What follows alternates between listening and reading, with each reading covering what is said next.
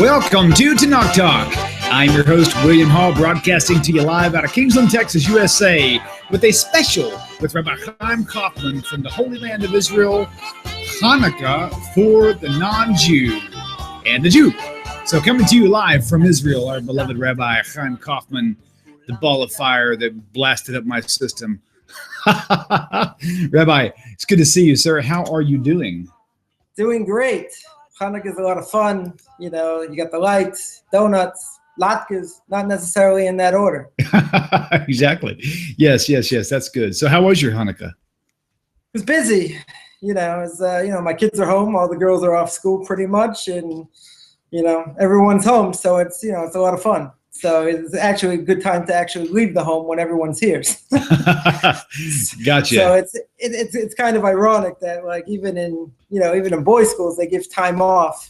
You know, they give like a few days off, and you know the whole point of Hanukkah is like getting back to Torah and keeping Torah strong. So like having days off is a little bit strange.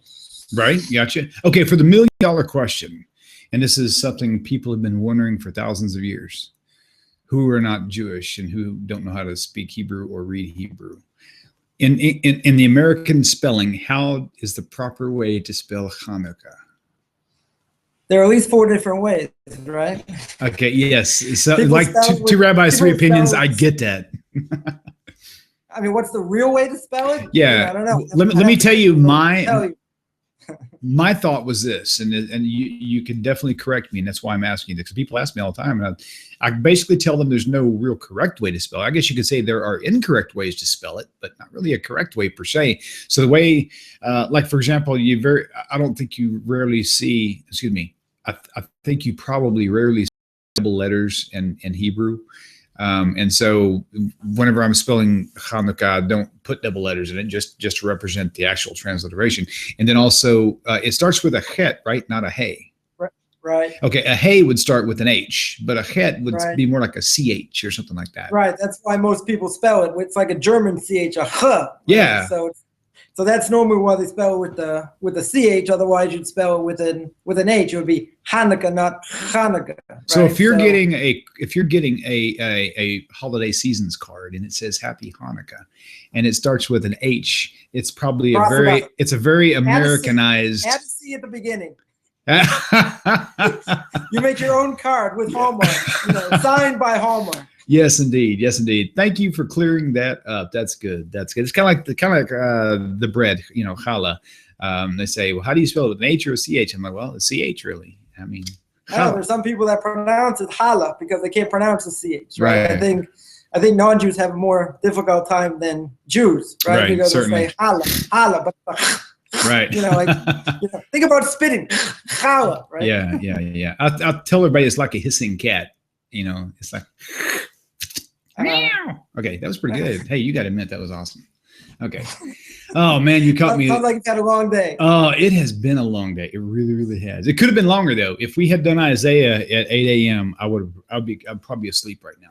But since we didn't, I got to sleep a little late. Rabbi Singer, he delayed his broadcast for an hour, which is very helpful. I got to drink an extra pot of coffee. Wow. But now my eyes are I'm trying to make adjustments to this. That's all right. By me, it's in the middle of the night, so who cares? Right. Right. You have the extra pot of coffee. I'm stuck here at 2 a.m. I got nothing better to do. Yeah, what you said earlier, I said at 6 o'clock, he said, yeah, for you, turkey. Yeah, exactly. Yeah. 6 o'clock would have been perfect, but wrong time. That's all right.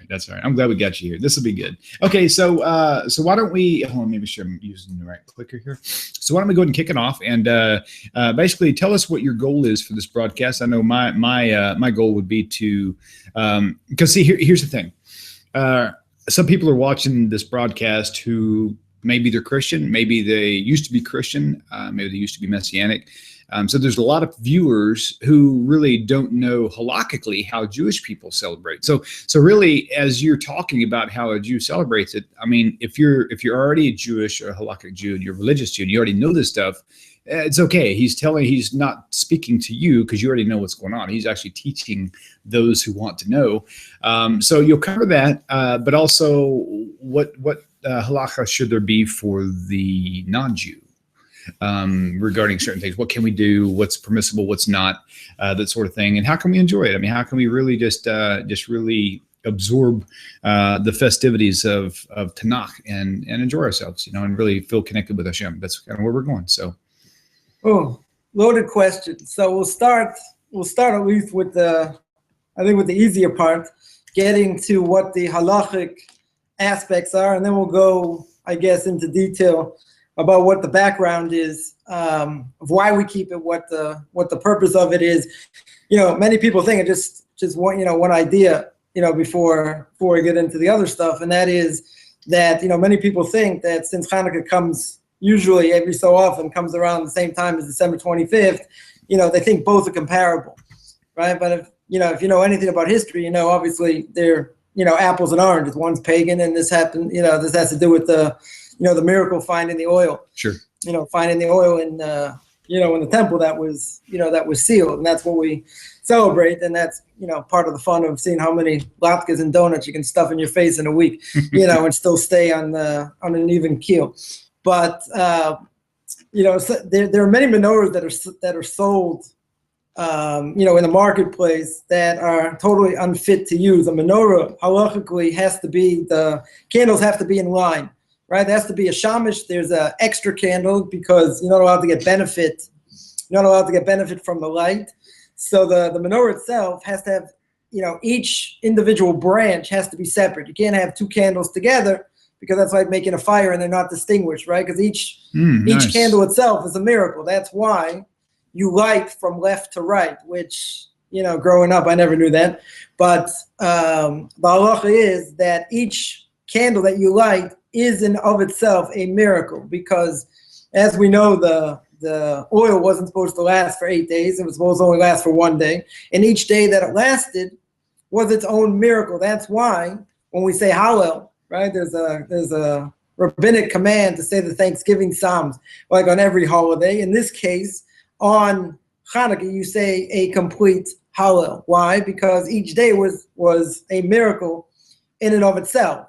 So therefore, when you make the blessing, there are 3 blessings you make the first night. You make the blessing that we have the command to light the Hanukkah lights. The second blessing is of what God did for our forefathers, which even a non-Jew in the process of conversion can say. That'd be a little bit hard for a Noahide to make that statement, because it's totally not true. They're not Jewish, right? Or they don't want to be Jewish. So therefore, making the blessing would be kind of an oxymoron. You're saying, thank God who got me to this day because my forefathers went through this. Well, those weren't your forefathers, right? So if they weren't your forefathers, you can't make the blessing. So whatever, we'll get to that, I guess, at the end. And then the third blessing that you make just on the first night is the Thanksgiving blessing you make for every holiday. Now, when you make the blessing, you light the first candle. And the first candle, you always start from left to right. Right? You start 1 candle a night. So you really have 2 candles. You have the shamish and the first candle the first night, then the second candle the second night. You have 3 candles and 4 candles and 5, etc. Okay, this may not deserve any explanation, but I am curious. Sometimes I never knew that. I've heard the discussion, but I forgot. But the left to right, right to left. In my mind, I was thinking, rationally speaking, since Hebrew is written from right to left, I just assumed the candles would be lit from right to left. Is there any logical connection or disconnection with that approach? I don't think there's a connection with the language per se. There's more of a connection that each candle in and of itself, as I mentioned before, is its own miracle. So therefore, even if you have, tonight we lit the 8th candle. So you start with the 8th and then you work down. So the obvious explanation is because each night is its own miracle. So you start with the candle that night is its miracle. So on the first night, it's the first candle. On the second night, you start with the second candle and work backwards. Or I shouldn't say work backwards, go from, left to right. Third night. Okay, why the directional change? Why not right to left? Why not? I mean, I get the idea that each candle is its own miracle, but what does it have to do with right to left, left to right? Where does it start from? When you put your menorah there, wherever you're going to light it, either it's in your house, it's on the, it's on the windowsill, etc. So when you see it, right, you want to see it in that direction. That's seemingly what they did in the temple as well. Could be there's a connection to that as well, in the temple when they lit the menorah, because there's an obvious connection between both, as the Ramban says in the beginning in the book of Numbers, Parshas Baaloscha, that he alludes to the fact that when Aaron was given the command to light the menorah, he says over there was a hint to the menorah of Hanukkah. So, and that was for all generations, because it doesn't make sense that Aaron was given that command only for that generation, right? So, Aaron's so happy that, he got this command to light, but it was only, would seemingly be only that generation. The Ramban says it's a hint of the Hanukkah candles that they'll light for all, for all future generations. So it could have been a hint to that as well. Okay, I'm still not, maybe because I'm a little shallow sometimes, but maybe I'm still not seeing a connection why left to right rather than right to left, because I haven't seen any connection for that yet. And I don't know why, but I really would like to understand that. If there's not really an answer, I'm okay with that too. But if there is one, I sure wouldn't mind hearing it. You know what I mean? I know. I have to look it up and see. Okay, But no problem. Let's move on then. That'll be fine. I'll have to check that out. Okay, very good, sir.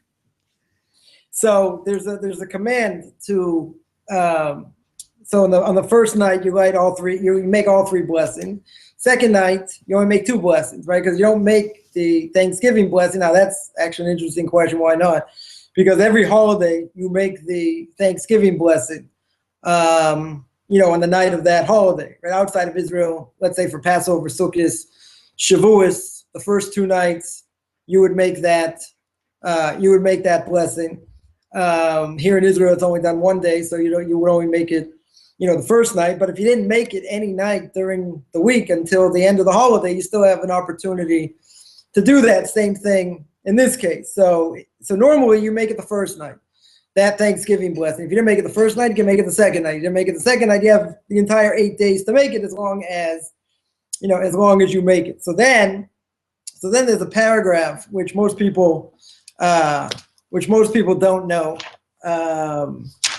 which we say that these lights we kindle, the miracles, the wonders, the salvations, whatever, it goes to this whole thing, that during the 8 days of Hanukkah, these lights are sacred. We're not permitted to make ordinary use of them. You can't read by them, etc. But you have to look at them in order to express thanks, praise to your great name, for your miracles, your wonders, and your salvation. So what should happen is, when you make the blessing and you start to light the candles, that statement that we just read, or part of it that we just read, is said, and you light all the candles in succession until you get to the end. Until you get to the end where it says your wonders and your salvations. Now, what's the connection between this and the candles? If you look at the words, there are 36 words in that paragraph. 36 corresponds to the number of candles you light during the entire night, the entire week of Hanukkah. So the rabbis declared that we make this declaration, and you continue to light and finish up lighting when you get to the end of that. So that's the idea of lighting. There are different opinions about when you should light. According to Maimonides, according to the Rambam, you should light at sundown, which here is about 4:40, 4:41. It's getting a little bit later now. Others hold you like 20 minutes after sundown, but you have to have the candles lit, which is important, at least for people who are in the marketplace. In other words, they have to be able to see them, because you're glorifying the miracle. So when they walk by, if you have a window that goes to the street, so people walk by, they will see it. Or if you can't, let's say you don't have a porch that people are going to see it, or you don't have a window to the street, then you end up lighting in your house. You light by the front door, where the mezuzah is on the left and the Hanukkah candles will be on the right. If you live too far up, let's say you live in an apartment building, you're on the 5th floor, 6th floor, you put it out by your window, guess what? No one's going to see it. I mean, unless they got binoculars or something, but no one's going to see it. So you wouldn't light by the window, because no one's going to see it. So the essence of lighting for most people is really inside, right? Especially outside of Israel. In Israel itself, there was a custom to light outside, but it wasn't a custom all the way through the country. In other words, it wasn't universal. Not everybody lit on their porch, or lit by their door, or by the doorway of their building, or, wherever they lit. But there's an obligation to light where people are going to see it. Now, it's funny, one of the commentators about 400 or 500 years ago said that the mitzvah is to light inside because it's a time of danger, the time of sakana. So he said, yeah, like right now in France, right? He said this like 400 or 500 years ago. So, or actually longer than that, about 700 years ago. So I guess things haven't changed, because, it's pretty much this, it's Right. considered a danger. And most people certainly living outside of Israel certainly don't light outside, right? There was never a custom really to light outside. There was just a question where you light. Do I light by the door? Do I light by my garden? Outside? By my porch? So there's there are difference of opinion. Exactly where that is. This year actually I had to change a little bit because I don't have a window that goes out to the main street, or you can't see through. So, but I do have a porch on the outside. So I lit there, but I also lit inside to fulfill that obligation. So I lit inside, made the blessing, and then, went outside in between and lit the other candles as well. That's why people have these glass boxes as well, so they, so the candles won't blow out. They also have to last. We mentioned they have to last a certain amount of time, at least a half an hour, and at least they should last longer than that, so people will see them when they're, let's say, done from work. So that would be about, let's say, 7:30, something like that. They should stay lit. So the question is, what happens if I light them, and then like 10 minutes later they go out? So I have an obligation to go back and relight them. So certainly don't make a blessing on it, that's for sure. But there is an idea to keep them lit as long as at least at that amount of time. But the real halacha is that it should be at least for half an hour, but it should last longer. If you use candles, which many use these colorful candles, the problem with using colorful candles is they don't last. They last about 10 minutes, 15 minutes, if that. So according to that, you don't fulfill your obligation, at least in that sense, according to anyone. Even though we say if you lit the candle, you made the blessing, and it stayed lit for a split second, you definitely fulfill your obligation, right? At the same time, though, we want to be much more religious than we were before. So even if it goes out, so we'll go back and relight it. The only time you can't do that, obviously, is before Shabbos. So the right? halakha is, for how long does a candle need to stay lit? Half an hour? Yeah, minimally a half an hour. Maximum should stay lit to, for a few hours. You put enough oil in there with a good wick, it should definitely stay lit at that time. If a person, let's say, works, they don't get home till 6, 7 o'clock, that's when they light. Shouldn't have their wife or anyone else light for them until they get home. Right? According to the Rambam, the ultimate time is, as we mentioned, is like 4:40, whenever sundown is. But there's also a question whether you should pray first, the evening service, and then light afterwards. The reason is because you pray every night, right? The evening service goes is every day. That's more common. Well, Hanukkah candles only come once a year for 8 days. They might say, but Hanukkah candles represent the glorification of the miracle that occurred.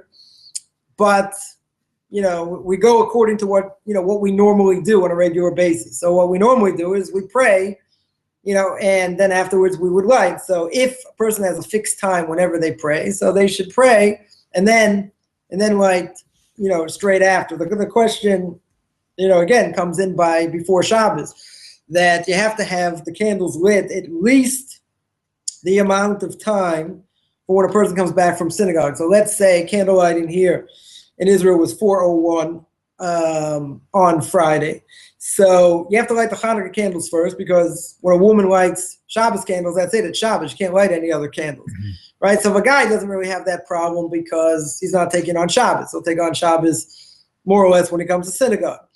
But in this case, the candles, they should stay lit, for the amount of time that you come back, that you come back from synagogue. So that means That means if we're talking about, let's say went to synagogue at 4 o'clock. Let's say went like 20 minutes later. So if he goes back 20 minutes later, so then what happens?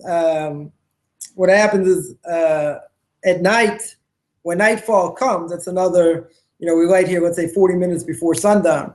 So the evening service, you pray at least 25 minutes, 30 minutes after sundown. So now you're talking about 5:10, 5:15. By the time you finish, it takes 15 minutes, 20 minutes, to finish. So now you're talking about 5:35, 5:40. By the time you get home, however long it takes you to get home, 5 minutes, 10 minutes, 20 minutes, whatever it is. So let's say you get home by 6 o'clock. So at the very least, those candles should stay lit until 6 o'clock. If after sundown the candles go out, there's nothing to do, right? Because you can't relight them. So someone will say, but isn't it a big mitzvah to relight them and keep them lit? Yeah, there's a bigger mitzvah. It's called Shabbos. And if you light the candles after Shabbos, it's called a mitzvah hababa avera. It's a mitzvah that at the same time you're transgressing, right? Mm-hmm. And you could be liable for the death penalty. So that's always bad, right? If obviously if you're dead, that's not good. So that could ruin your whole day. So even if it stays lit, let's say you lit 10 minutes before sundown. If you lit 10 minutes before sundown, and then 5 minutes later or 3 minutes later they go out and sundown comes, you fulfill your obligation. Wasn't optimal the way you did it, but nonetheless we fulfill our obligation. So if the candles go out, they should definitely be, relit. There was an issue actually in South Africa. My Rebbe was there. That South Africa summertime. So the problem is if you light candles, at sundown, no one's outside when the sun goes down, right? People are, terrified to go outside, one of the highest homicide rates in the world. So the question is, what do you do? Because if you're supposed to light at that optimal time and people are supposed to see, there's nobody outside, right? It's the whole catch-22. But the main halacha is that we light inside. Even if we have no place to show it, let's say in the window going towards the street that no one's going to see it, nonetheless, it's still a glorification of the miracle that even if we light inside and only, let's say your family or individuals see it, so, that's not a problem. Mm-hmm. The whole question also, what happens if you live in a place where there are no Jews, right? The miracle itself is for the sake of, for us to glorify, for Jews to see. But the Talmud seems to say that, if you light it and there are only non-Jews there, you still fulfill your obligation. You're not glorifying the mitzvah the way it could be. What do you want? You live in China. You live in Idaho.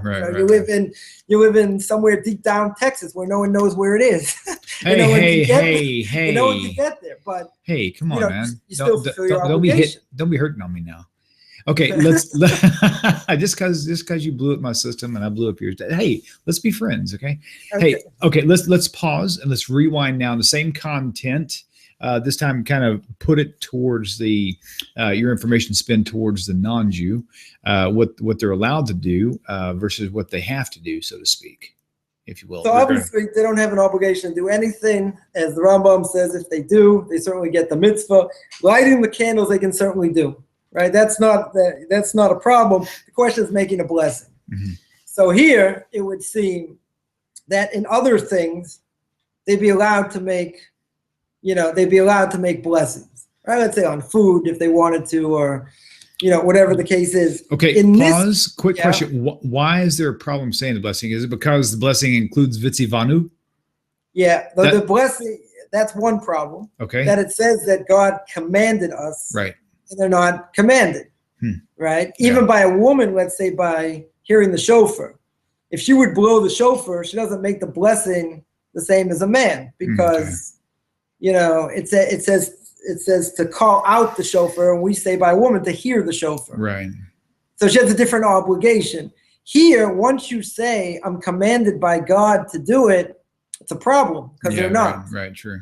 Right. The second blessing here that we say is, when we say about the miracles and what the miracles of our forefathers, etc. If I find it here, it says, "Blessed are you, God, King of the universe, who is wrought I don't even know what wrought means, who wrought miracles for our forefathers in those days at this season.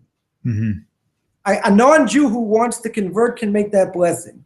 Even after conversion, they can make that blessing because they're part of the tribe. Those are their forefathers. A non-Jew can't say that. Okay.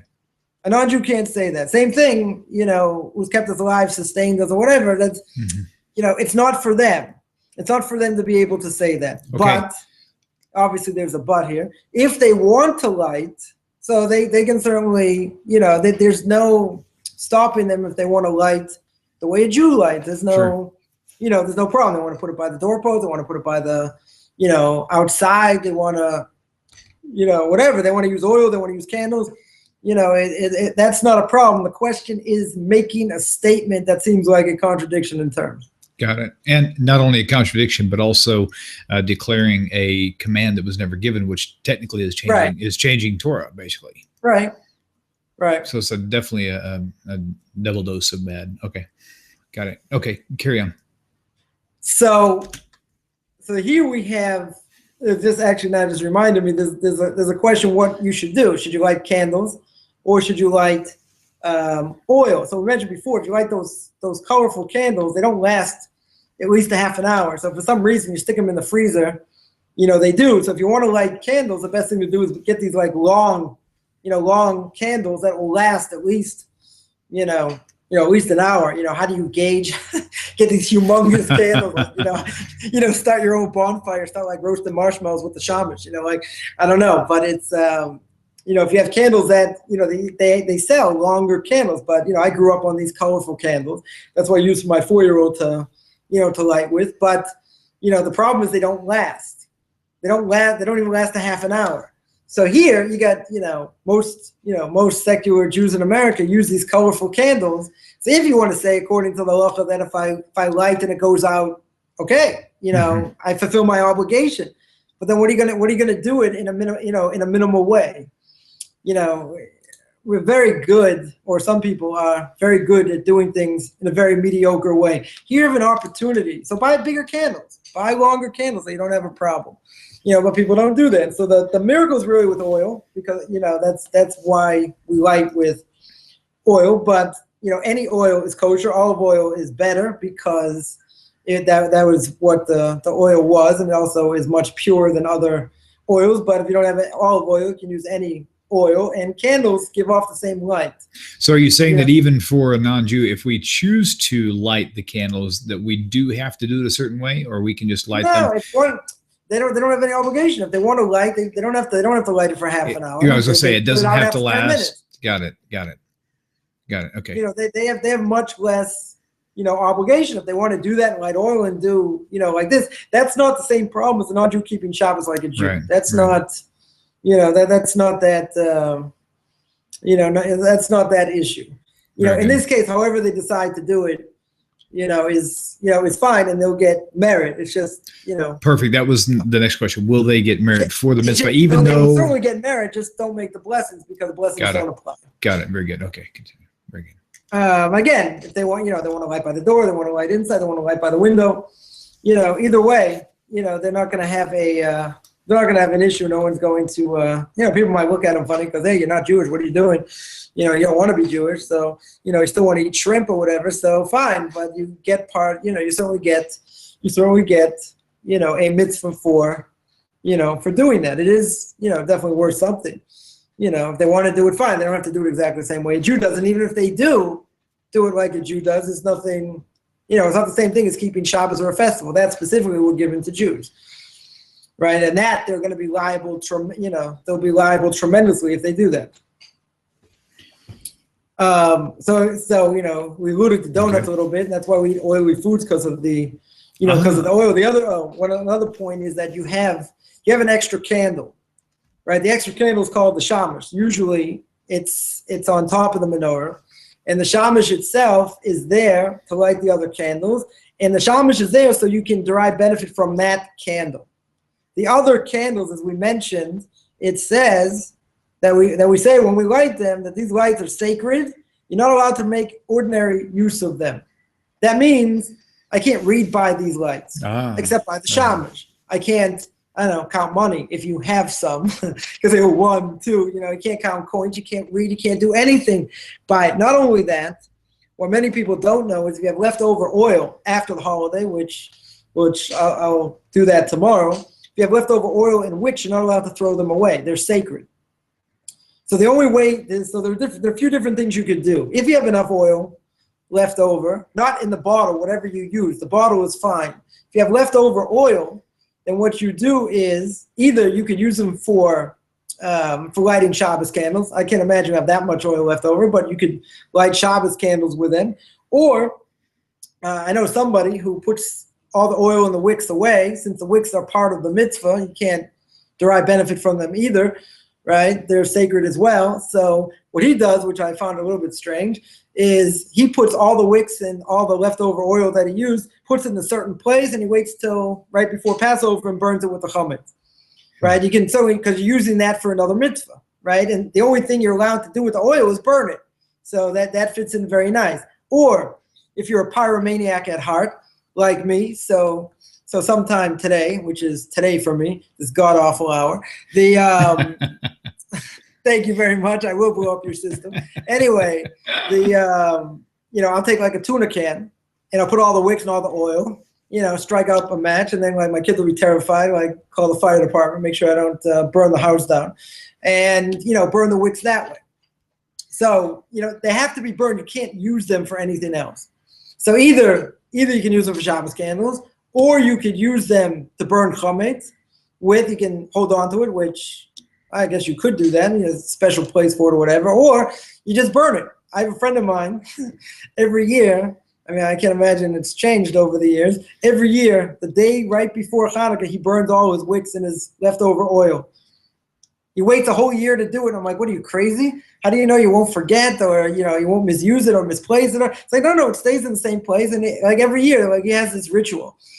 He has this ritual to do it. So I can't be bothered because too much going on, I'll probably forget about it or whatever. So usually a day or two afterwards, take my tuna can or whatever can, stick all the wicks, leftover oil, like, dunk it in and say, okay, who wants to make the blessing over the match? Light the whole thing up.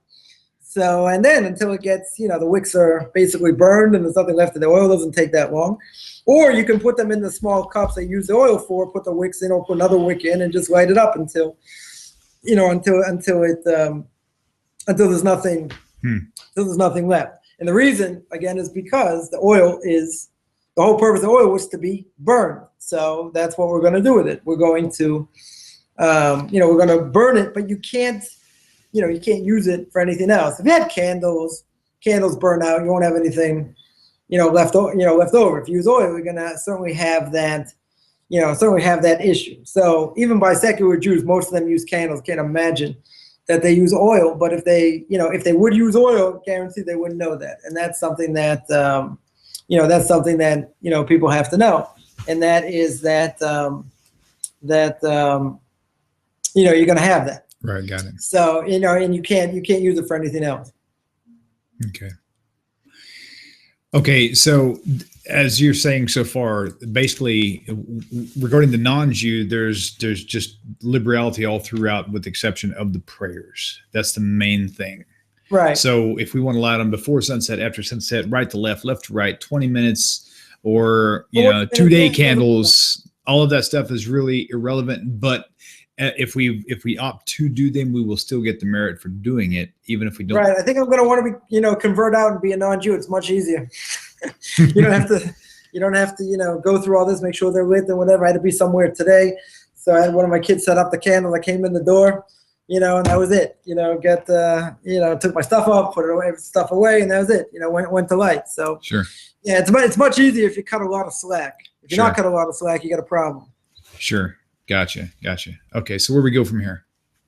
So those are the main, I would consider the, the main laws. I think now it's important just to go beyond really what we think Hanukkah is, because what goes on in the world today is a crazy thing that we have to see who the Greeks are, what the Greeks wanted, etc. And one of the things they did, we say we say every day during Hanukkah, especially. Also, we pray 3 times a day. We say this, and we say it in when we bench, when we eat bread.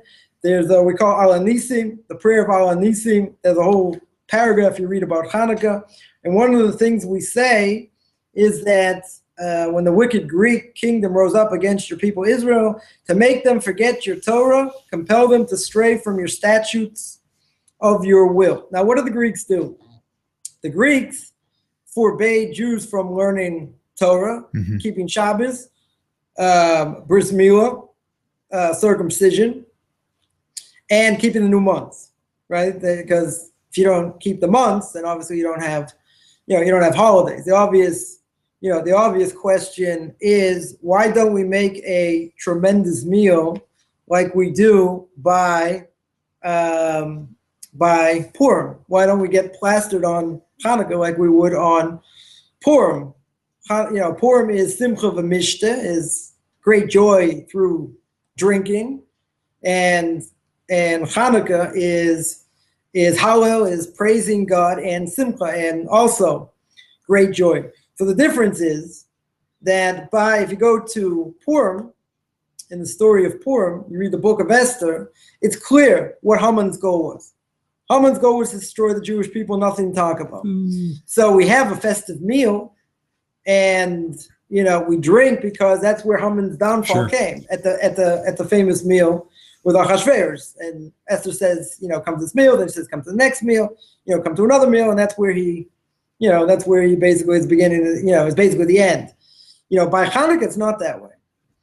Hanukkah is totally different, because the reality is that when we say they wanted us to forget our Torah, so Moshe Mendelssohn made this famous by saying, be a Jew in your house and be like everybody else outside your house, which is we could figure is a recipe for disaster for the Jewish people, because, you want to light your Hanukkah menorah, have a Passover Seder, you want to keep Shabbos to a certain extent or whatever, fine, do whatever you want in your house. Outside, you be like everybody else. So what do the Greeks want? So fine, they said, okay, learning Torah is going to be a problem, circumcision will be a problem, but it wasn't out to destroy them like Haman. They were out to make you feel, touchy-feely, so to speak, be like them, go to their gymnasiums, go to their coliseums, right? Or as today, go to a football stadium, right? No difference except that, we're not having lions eat people. But it's, right. It's almost as barbaric in certain ways. But, in that case, you go to the universities, etc. So intermarriage is going to go through the roof. So the idea to be we look today and we say, where are the Greeks? The Greeks don't exist, anymore. They're having their own, financial issues, but the Greeks themselves, we don't have any recollection of them except, for some architecture that's left. But at the same time, they left a tremendous imprint in the world. What did they leave? Education, art, Renaissance, all these things that we still live in this Greek world. So, we don't want to, we're forced to live in it. Doesn't mean we have to embellish it. Doesn't mean we have to be so much a part of it that, we're more Greek, than the Greeks themselves. Okay, that provokes a question. Yeah. Okay, one question that's always been asked from what I've heard over and over again is, there is an Americanized twist on Hanukkah to where it mimics Christmas a lot. In the lighting of the tree, the menorah tree, the giving of gifts, like in Christmas. Hanukkah bush, right? Yeah, Hanukkah bush, right? So is it wrong to actually give gifts on Hanukkah? And when did that tradition start? Because that was not the way it was back in the day. No, that probably started in Europe and even probably before. I mean, certainly after the temple was destroyed, there's nothing to talk about. There was an idea of giving Hanukkah gelt. Okay, right. A little bit of, money, people say, okay, my kids will say, give me the credit card. I'm like, think again.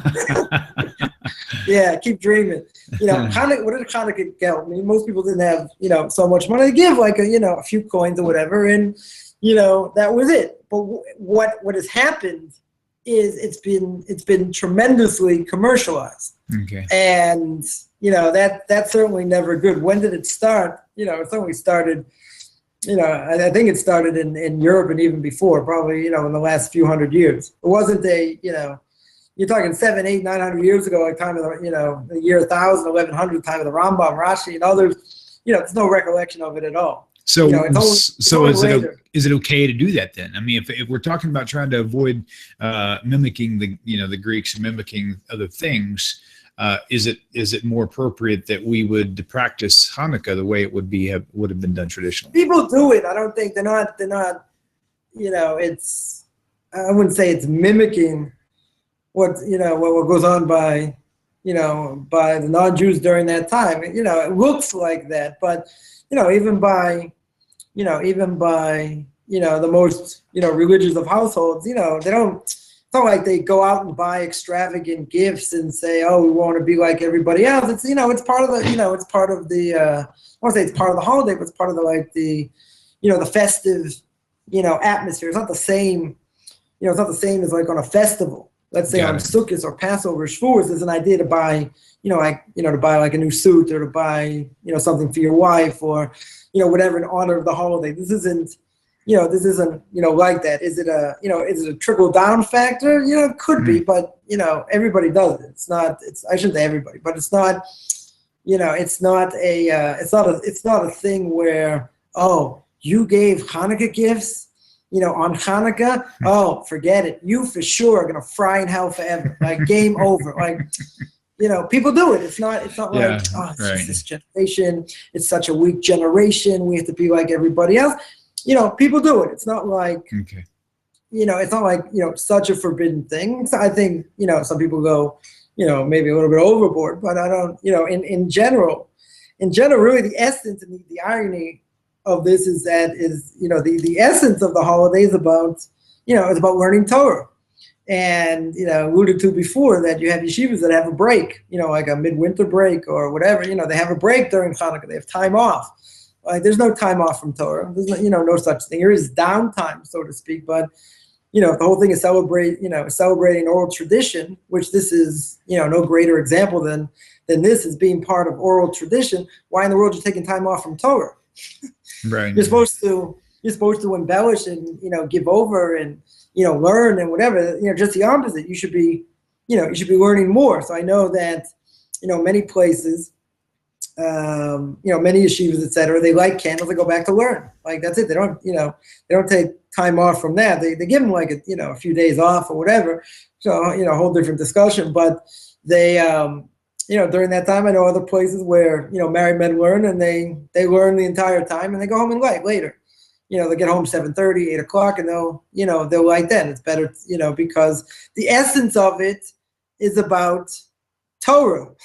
So if you make a riffion, if you make Torah weaker in learning, so, that's almost the opposite, or let's be more specific, it is the opposite of what we're trying to, accomplish. I was just listening to something recently where one of the great rabbis, the last generation, and who was head of the yeshiva of Telz in Cleveland, Rav Mordechai Gifter, may his name be blessed, was like, jumping up and down like 40 years ago about this and saying like, vacation, there's such a thing as vacation and a midwinter break and a summer break, and like what happened to dedication to Torah? Like, and this idea, same thing. So you say, people are weaker today. They need a break. Like no such, there's really no such thing, in that. If you have the opportunity to learn, you should. But to start off at the outset and say we're going to have this midwinter break and whatever, for Hanukkah, it's like the opposite of what it is. So, I'll give you an example how reversed this idea can be, and that is, you can imagine you have a Hanukkah party, and let's say by secular Jews, and families get together, for Hanukkah, or they get together for Passover or whatever. So imagine, they get together for Hanukkah, and have all these people there, and they look around and they say, "Wow, look at this!" Have the whole family together, and 70% of all the people there are non-Jews. Because they're totally assimilated into marriage. But they have like this idea of, this this family get together, and my language is a travesty of a mockery of a sham, because if the whole thing is that we don't want to intermarry and we don't want to be part of their culture, only we are because we have no choice, but we're not interested in being a part of them, we're not interested in intermarrying, and etc. So here you are, you're lighting the menorah, and even if you know the blessing, you say, look, I'm making this blessing, look at the miracles that God did for our forefathers. But then you look around, but no one's Jewish. Well, you got a few Jews, and the majority aren't. It's right. It's a crazy, it's a crazy idea. So what they wanted to do was much more subtle. It wasn't do this or die. It was, okay, we're going to make some decrees, but the main decree was we want to destroy you. We want you to be a Jew at heart, but we don't want you to be a Jew. We don't want you to be a Jew that is going to, be outwardly a Jew, which again, this is what many secular Jews, throughout the millennia have said. And this is the opposite of what Judaism is. My Rebbe's Rebbe, Moshe Schneider, had a yeshiva in London during the war when London was getting, bombed to death. One of his things was that he said that, we should walk outside, wearing our full regalia, showing that we're Jews, regardless of what's going on in the world, that we exist and Torah exists and God exists. But the Jews are getting slaughtered. Okay, that's, God does what he does. He makes his decisions, etc. But we want to show the world, beyond the shadow of a doubt, we still exist, and we're not going to give in, and we're not going to give in to our evil inclination. No matter what happens, we're still Jews, and we have to show that. This is, and this is the opposite of what the Greeks wanted, and this is what these so-called, what we call miyavnim, these Jewish Greeks, and there are plenty of them out there in the world today, that they exist, and they say, better to be a, secular Jew, part of the world. That way, anti-Semites won't hate us. If we're more like them, then that'll take down anti-Semitism. We see that's not true either. But that's what they wanted. Okay. That was certainly their goal, and that probably in and of itself is worse and more destructive than what Hitler, may his name be blotted out, did. He destroyed them physically and wanted to wipe out every single Jew that existed, and we're doing it to ourselves. I just heard a scary statistic that 2013, according to the Pew study, there is 70% intermarriage rate, which has been on the rise.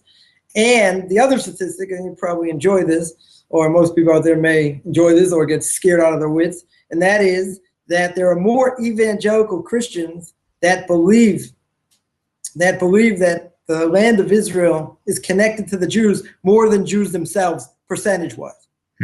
Interesting.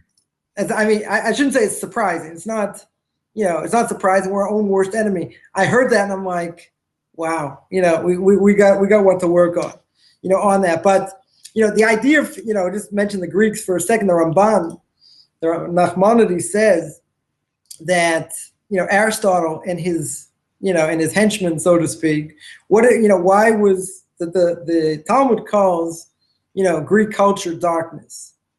So everyone, all the commentaries ask, why is it darkness? Look what they, quote unquote, brought to the world. They brought this light. The Torah can be translated into Greek. You can make a blessing in Greek, so to speak.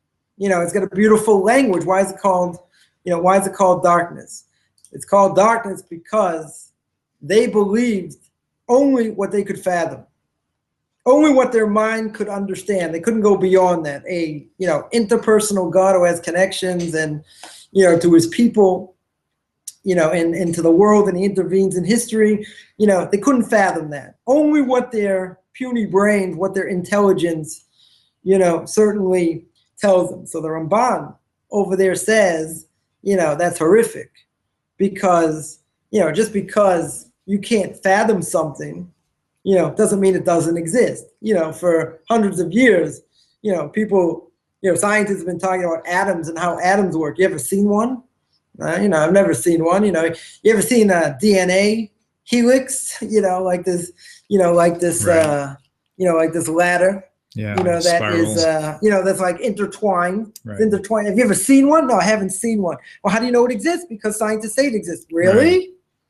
Right. So, they brought this idea, this tremendous destructive idea that because you don't see something or you don't fathom it means I don't have to keep it. I don't have to do it. So I had a couple, many years ago, one of my kids got a gift from someone, a sweater that probably not as nice as this one, but a sweater that was made out of wool. So the Torah says that you're not allowed to wear any clothing that has a mixture of wool and linen. Right? It's called shatnez. So we don't understand what the reason is, but if you have something that says 100% wool, you have to get it checked by someone who knows how to check, and to make sure there's no linen, anywhere in the buttons or, whatever. So I mentioned to this person, I said, oh, so, thank you very much. I said, I have to get it checked. I said, get checked for what? So I went through this whole thing about shatnez, and, I was explaining it. So they said, but what's the reason? Like why? So I said, I'm not sure. It's actually a chok. It's a command that we're given that we don't really understand, like the red heifer, a similar thing. But, you're not really sure, but this is what we have to do. This person said, if you can't give me a good enough answer, then like, why should we keep it? I'm like, if I gave you a good answer, you would keep it? Right. Or you just like throwing that out to make me look bad? Most of the time when I hear that same thing where people, they seem to be like genuinely questioning something, but realistically they're just trying to throw something out to catch you and some sort of misunderstanding. And when I'm dying to get the question where someone says, isn't circumcision barbaric? And the answer is no, barbarians don't do it. I've never been able to use it, but it's such a great line. That is a perfect answer. That's how you answer people like that, because if they're not interested in the answer, you just knock them off. Yeah, very true. Very true. Wow. Unbelievable. Well, any final words of advice or final words of encouragement for the viewers out there for this last day of Hanukkah? So I'll tell you something my Rebbe brings down. It says that when we say this in the silent meditation 3 times a day, and we say it when we bench, we say the many in the hands of the few. Right? That God put the hands of the Greeks, the mighty Greek army, in the hands of a ragtag bunch of yeshiva students. So what does it mean over here? So Rebbe says, interesting, that the Talmud says that a non-Jew came to the Jews, and he came to the rabbis, and he said, but doesn't your Torah say you go after the majority? So how come you don't act like us? You should really go after the majority, like us. So the rabbis answered, if you have 3 pieces of meat and one isn't kosher, right? You go after the majority. So 2 out of 3, no problem, you can eat it, at least on a Torah level. Question is how you eat it, whatever, but you can eat it. So you can go according to the majority. You go according to the majority when you have a doubt. When it clarifies the doubt, you're allowed to go according to the majority. In our case, we don't have a doubt. I was going to say, not when it's clear, but only when there's an extreme doubt. Right. You're really not certain. So in this case, when it comes to Torah, so the rabbi said, we don't have any doubt that it's true. We don't have any doubt that God gave it to the Jewish people, and this is what we have to keep. So we only keep the majority because we have a doubt. In this case, there is no doubt. Right. So, we have to keep it because God wants us to keep it. But when you light it, the light of the menorah, light is compared to Torah and is right near mitzvah v'torah, or the light is compared to a mitzvah, Torah is compared to light. So when you light the menorah in the last night, when you light the menorah and you see the candles flickering, and you now you understand, a little more what's behind it. The one thing you want to say is, thank God I'm not a Greek. Right. I want to get rid of that mentality, and stick to Torah as much as possible and be able to give that over to the next generation. That is what we needed to find out. Rabbi, thank you so much for your time. It's been a really cool episode. I know this could go on longer and longer because there's so much to cover, but this will be a nice teaser until next year for the same. We'll do another special next time. We'll figure out another approach from it for all the different viewers out there. So thanks again, Rabbi Chaim Coffman from Israel. Find Rabbi Chaim Coffman at his, I'm going to pull your screen back up just for a second so I can read it off the page, Beyond Orthodox Conversion to Judaism on Facebook. You can find them there. So, ladies and gentlemen, until next time, we will see you later. Shalom, shalom. Shalom, everybody. חשוב מכל חשוב והכרחי להיות ביחד. איפוק זו העוצמה, ויתור זו הגדולה, השאיפה והכמיהה.